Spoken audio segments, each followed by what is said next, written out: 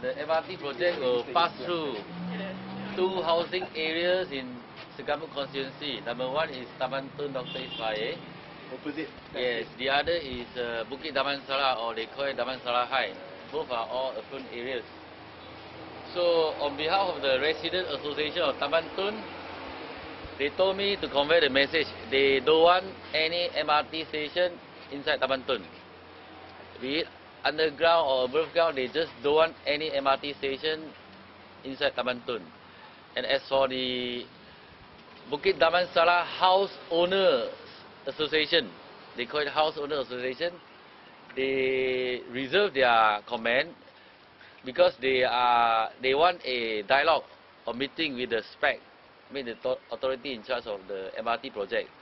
So I have made the request to the SPEC last week. Until now, we haven't heard anything, no reply from the SPEC.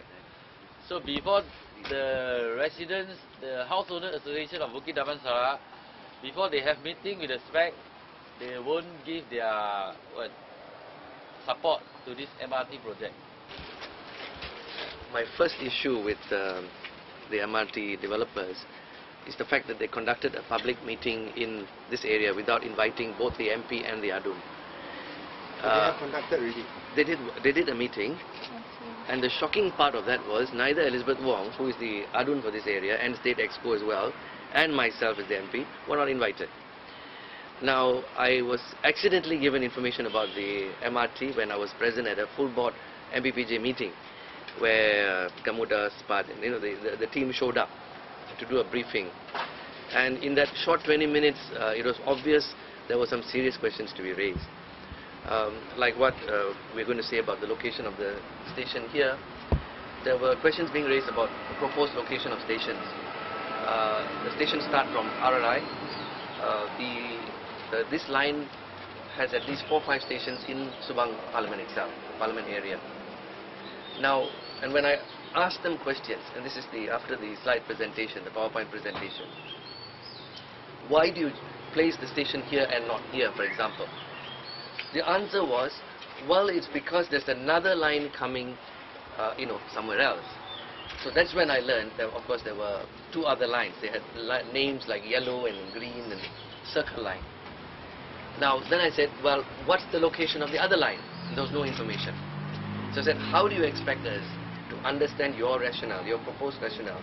Well, you are saying I'm locating the station in this place X because the other line is supposed to cover a particular area, but you don't tell me where that other line is. So I said, isn't it obvious that you should come to this briefing? You have an idea of where you're going to build 3 lines. We are now discussing the first line. But the first line should not be taken out of, seen in isolation. It must be seen as a holistic and comprehensive project. The MRT project is not about just the Sungai Buloh Kajang line. But this is what was shocking during that presentation, that they are rushing it. They've come just ready with details of 1 line, and they expect you to understand the whole project, because the cost of the original cost of 36 billion was corrected in that briefing.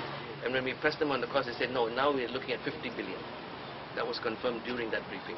Only Pusat Bandar Damansara, Pasar Seni, Pasar Rakyat and Plaza Phoenix are expected to cope with more passengers. Given the importance and the high ridership expected at this station, why is the MRT station intentionally located 1 kilometer's walk away from the bus terminal? I mean, it doesn't make sense. Instead, it is located along the LDP right in front of the Media Prima Broadcast Center for TV3, etc. The integration is particularly important since buses are expected to be the key dispersal mode of transport for such high passenger volumes. What we will face otherwise is that buses and private vehicles will crowd the roads leading to the MRT stations to pick up and drop passengers. It brings to question whether the consultants took into consideration the severe congestion along LDP during peak hours when deciding on the location of the MRT stations. SPET has stated they have no fixed budget. They keep saying we'll see how much it goes to. But the very essence of a project delivery partner is the project partner has to stick to a particular budget, a ceiling. When SPET itself, like you mentioned, is a real bridesmaid, I think it's very difficult because they are the ones that is giving a lot of concession to the supposed project delivery partner. They're not even being very strict as to what the ceiling is.